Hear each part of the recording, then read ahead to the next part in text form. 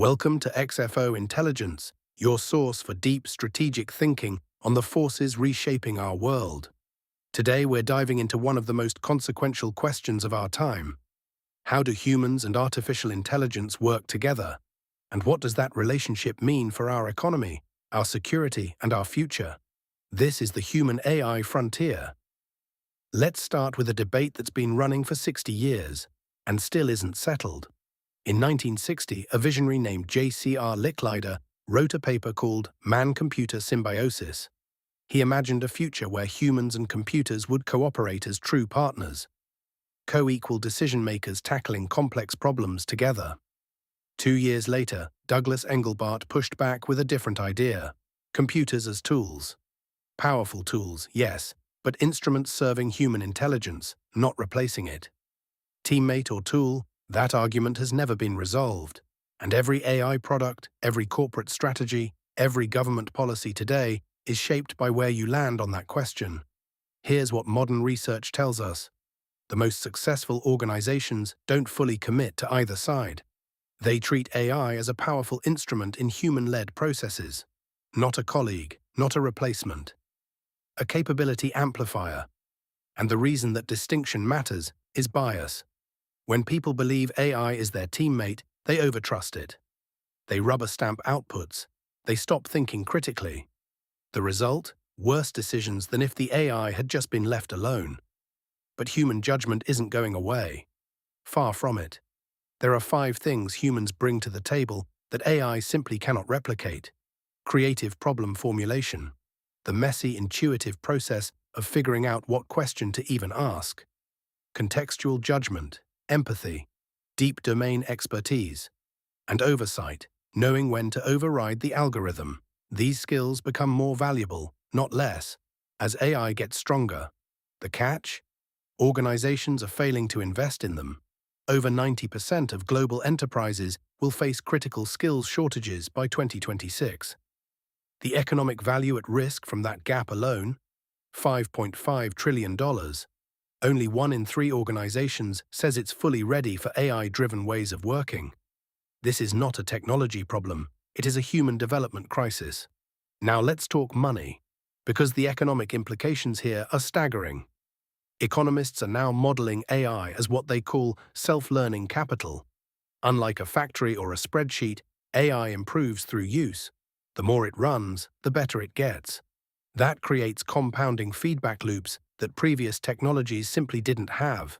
What does that mean in practice? The Rand Corporation ran the numbers. They compared 2 possible futures: an agent world, where AI systems operate autonomously, can self-replicate, and run economic processes on their own, versus a tool world, where AI is purely assistive, always under human supervision. The difference? 3.8 percentage points in annual GDP growth. By the year 2045, the agent world economy would be roughly 3.6 times larger. 3.6 times. That's not incremental. That's civilizational.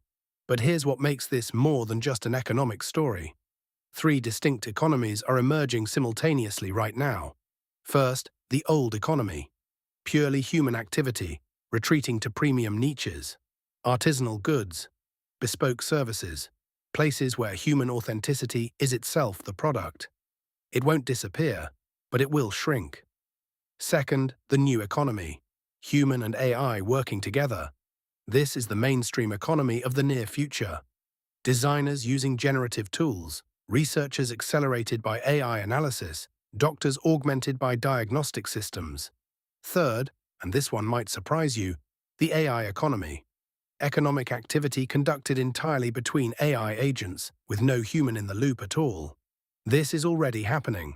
A protocol called XFO, developed by Coinbase and Cloudflare, lets AI agents autonomously pay for APIs, data, and services. Transaction volumes using this system grew 185,000 times in under 6 months. Machine-to-machine transaction value jumped from $39 to $6.8 million. Google, Visa, and the Federal Reserve Bank of Atlanta are engaged with this infrastructure. The AI economy isn't coming. It's here. But now we have to talk about the dark side of autonomy. because the same capability that creates that economic upside also creates serious danger.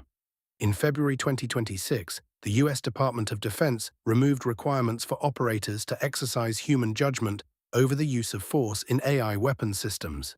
The AI company Anthropic, which had drawn ethical red lines against enabling fully autonomous weapons, was designated a supply chain risk and replaced by a competitor willing to accept any lawful use terms. The Pentagon's stated goal: military AI dominance. The International Committee of the Red Cross, the guardians of international humanitarian law, identifies three specific dangers.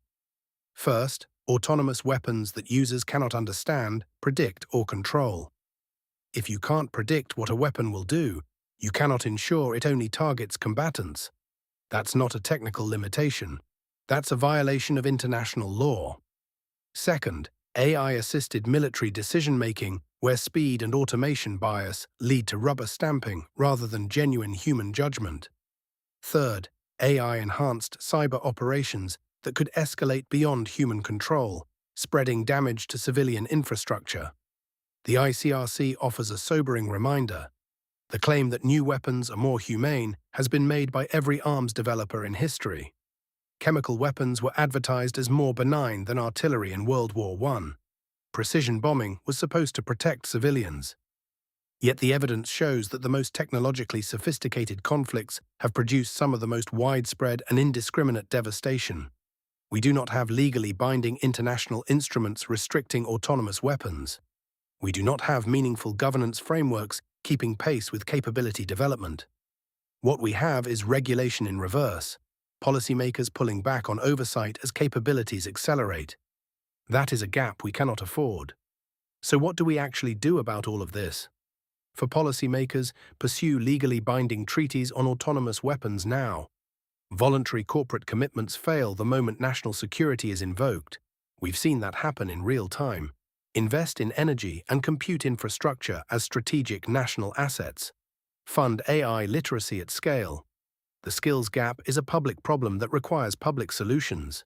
For organizations, treat AI as a tool, not a colleague. Invest in AI literacy across every level. Build shared understanding between humans and AI systems. Use explainable AI, create space for co-adaptation. And embed governance by design. Spending caps, audit mechanisms, trusted vendor lists. These aren't afterthoughts, they are the product. For all of us as citizens, develop your AI literacy. Advocate for transparency and human accountability.